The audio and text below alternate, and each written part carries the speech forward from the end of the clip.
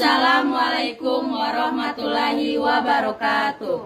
Perkenalkan, nama saya Angrita SK2E. Saya Faiza Muksin Badar. Saya Ayu Riani Tuna. Saya Andi Salsabila Syabania. Kami di sini akan menjelaskan tentang syirik.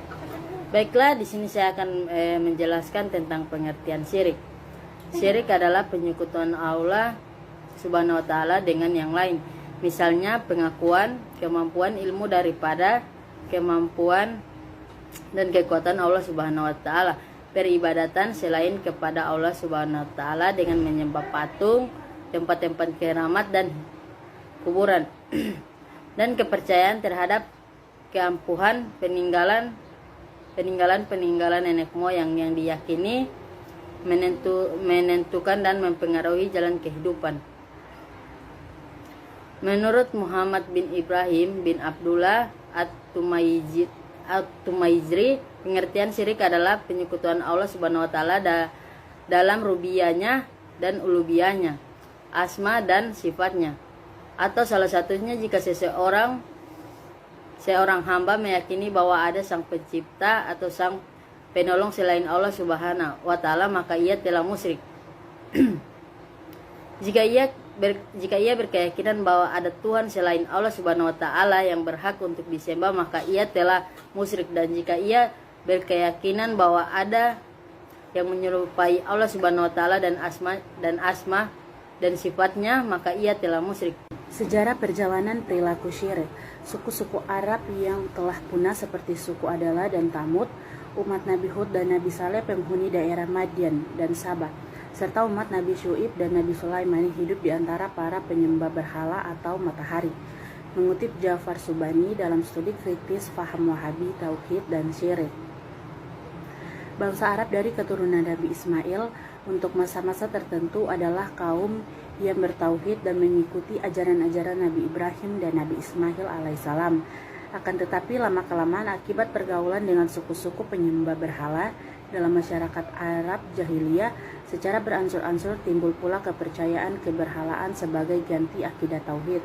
Menurut Yusuf Qardawi dalam Hakikat Tauhid dan Fenomena Kemusyrikan, syirik yang pertama kali terjadi di bumi adalah syirik kaum Nabi Nuh alaihissalam.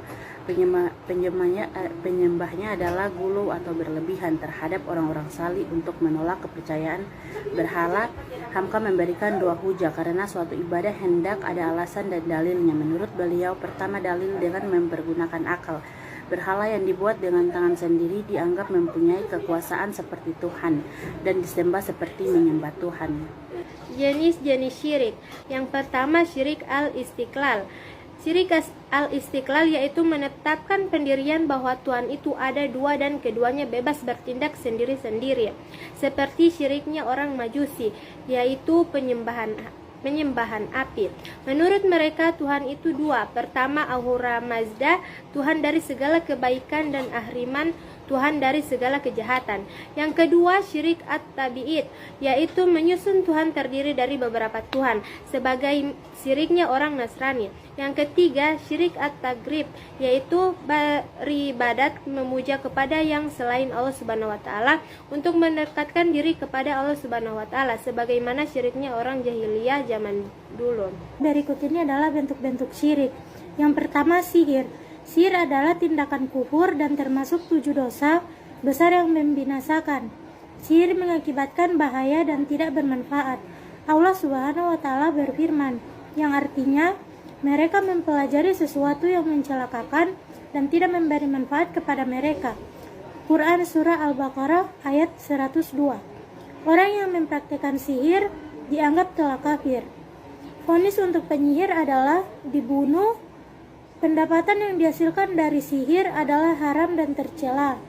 Sebagian orang yang melakukan tindakan haram dengan meminta bantuan tukang sihir untuk mengatasi sihir yang menyerangnya. Tetapi seharusnya ia kembali kepada Allah Subhanahu wa taala dan mencari kesembuhan dengan firman-Nya, misalnya dengan membaca ayat-ayat perlindungan dan lain sebagainya.